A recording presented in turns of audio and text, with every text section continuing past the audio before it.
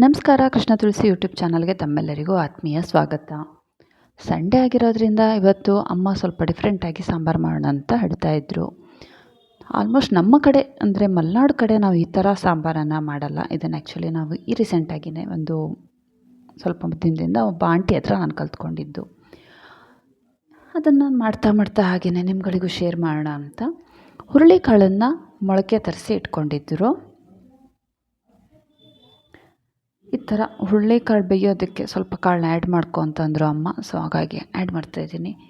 ಯಾರೆಲ್ಲ ಮೊದಲನೇ ಬಾರಿಗೆ ನಮ್ಮ ಚಾನಲ್ ನೋಡ್ತಾ ಇದ್ದಾರೋ ದಯವಿಟ್ಟು ಚಾನಲ್ನ ಸಬ್ಸ್ಕ್ರೈಬ್ ಮಾಡಿ ಸಪೋರ್ಟ್ ಮಾಡಿ ಅಂತ ಕೇಳ್ಕೊಳ್ತಾ, ಹಾಗೆಯೇ ಹುರುಳಿಕಾಳು ಬೇಯೋದಕ್ಕೆ ಎಷ್ಟು ಬೇಕಷ್ಟು ನೀರು ಹಾಕಿ ಒಂದು ಟೊಮ್ಯಾಟೋನ ಕಟ್ ಮಾಡಿ ಹಾಕಿ, ಹಾಗೆ ಒಂದು ಕಡ್ಡಿ ಕರಿಬೇವಿನ ಸೊಪ್ಪು ಮತ್ತು ಹಸಿಮೆಣಸನ್ನು ಹಾಕಿ ಒಂದು ವಿಷಲ್ ಕೂಗಿಸ್ಕೊತಾರೆ. ಒಂದು 3-4 ವಿಷಲ್ ಬೇಕಾಗುತ್ತೆ. ಕಾಳನ್ನು ಸಣ್ಣದಾಗಿ ಬೇಯಬೇಕು. ನಂತರ ಒಂದು ಇಡೀ ಬೆಳ್ಳುಳ್ಳಿ ಹಾಗೆ ಒಂದು ಈರುಳ್ಳಿಯನ್ನು ಸುಟ್ಕೊಳ್ಳೋಕೆ ಹೇಳಿದ್ರು ಅಮ್ಮ. ಅಮ್ಮನ ಹೆಲ್ಪ್ ಮಾಡಿದ್ದೆ ಜಾಸ್ತಿ. ನೀಟಾಗಿ ಈ ಥರ ಸುಟ್ಕೊಂಡು ಈರುಳ್ಳಿ ಮತ್ತು ಬೆಳ್ಳುಳ್ಳಿನ ಇಟ್ಕೊಂಡ್ರು. ಕುಕ್ಕರ್ ವಿಷಲ್ ಆದ ನಂತರ ಕೆಲಸ ಸ್ಟಾರ್ಟ್ ಆಗೋದು ಆ್ಯಕ್ಚುಲಿ ಯಾವಾಗಲೇ ಅಂತ ಹೇಳ್ಬೋದು. ನೋಡಿ, ಅಮ್ಮ ಇಷ್ಟು ನೀಟಾಗಿ ಸುಡ್ತಾರೆ. ನನ್ನ ಕೈಲಿ ಆದರೆ ಕಷ್ಟ. ಅದು ತೆಂಗಿನಕಾಯಿನ ನೀಟಾಗಿ ಕಟ್ ಮಾಡ್ಕೊತಾರೆ. ಅಷ್ಟೊತ್ತಲ್ಲಿ cooker whistle ready. So cooker weight ಇಳಿದ ಮೇಲೆ ಅದರಲ್ಲಿ ನಾವೇನು ಬೇಯಿಸ್ಕೊಂಡಿದ್ವಲ್ಲ ಟೊಮ್ಯಾಟೊ ಹಣ್ಣು ಮತ್ತು ಸ್ವಲ್ಪ ಕಾಳನ್ನು ನಾವಲ್ಲಿ ಸಪ್ರೇಟಾಗಿ ತೆಗೆದಿಟ್ಕೊಬೇಕು. ಥರ ನಾನು ಒಂದು ದೊಡ್ಡ ಟೊಮ್ಯಾಟೊ ಹಾಕಿದ್ದೆ, ಹಾಗಾಗಿ ಒಂದು ಟೊಮ್ಯಾಟೊ ಹಾಗೆ ಸ್ವಲ್ಪ ಕಾಳನ್ನು ನಾನಿಲ್ಲಿ ಸಪ್ರೇಟಾಗಿ ಎತ್ತಿಟ್ಕೊತಾ ಇದ್ದೀನಿ. ಅದು ಸಂಪೂರ್ಣ ತಣಿಯೋ ತನಕ, ಬಿಸಿದನ್ನ ಮಿಕ್ಸಿಗೆ ಹಾಕೋಕ್ಕಾಗಲ್ಲ ಅನ್ನೋ ಕಾರಣಕ್ಕೆ ತಣಿಯೋ ತನಕ ವೆಯ್ಟ್ ಮಾಡ್ತಾಯಿದ್ದೀನಿ ಅದನ್ನು. ನಂತರ ನೀರನ್ನು ಬಾಗಿಸಿ ಕಾಳನ್ನು ಸಪ್ರೇಟಾಗಿ ಎತ್ತಿಟ್ಕೊಂಡು ಅದರಂಥ ನೆಕ್ಸ್ಟ್ ರೆಸಿಪಿನ ಮುಂದೆ ತೋರಿಸ್ತೀನಿ. ಫಸ್ಟು ಸಾಂಬಾರನ್ನ ಮುಗಿಸ್ಬಿಡೋಣ.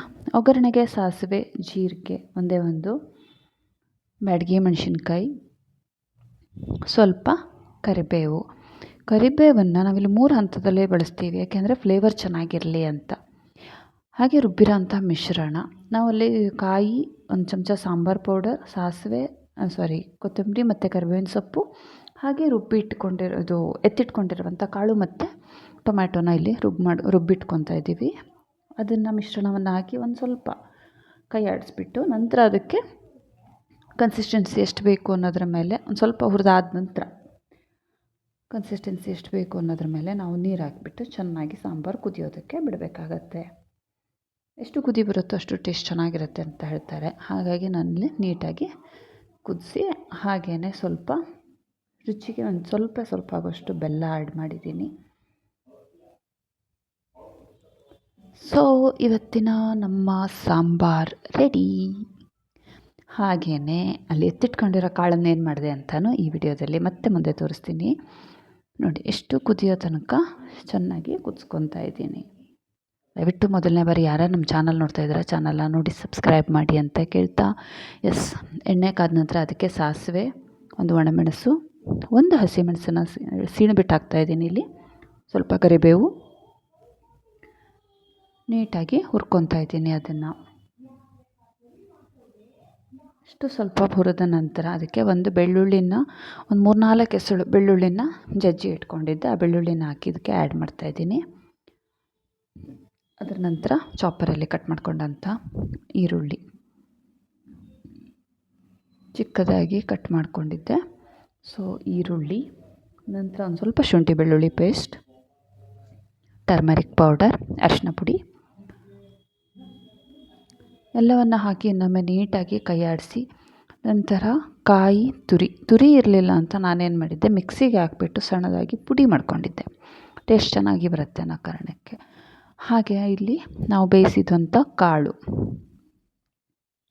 ಇಷ್ಟನ್ನು ಹಾಕಿಬಿಟ್ಟು ನೀಟಾಗಿ ಮಿಕ್ಸ್ ಮಾಡಿ ಚೆನ್ನಾಗಿ ಹುರ್ಕೊಬೇಕು. ನನಗೆ ಪರ್ಸ್ನಲಿ ಕೊತ್ತಂಬರಿ ಸೊಪ್ಪು ಇಷ್ಟ ಆಗಲ್ಲ, ಆ ಕಾರಣಕ್ಕೆ ನಾನಿಲ್ಲಿ ಪಲ್ಯಗೆ ಕೊತ್ತಂಬರಿ ಸೊಪ್ಪನ್ನು ಹಾಕ್ತಾಯಿಲ್ಲ. ಸಾರಿಗೆ ನಾವು ರುಬ್ಬೋದಕ್ಕೆ ಬಳಸಿದ್ವಿ, ಮೇಲಿಂದ ಹಾಕ್ತಾಯಿಲ್ಲ. ಇವತ್ತಿನ ಸಂಡೇ ರೆಸಿಪಿ. ಚಾನಲ್ನ ಸಬ್ಸ್ಕ್ರೈಬ್ ಮಾಡಿ.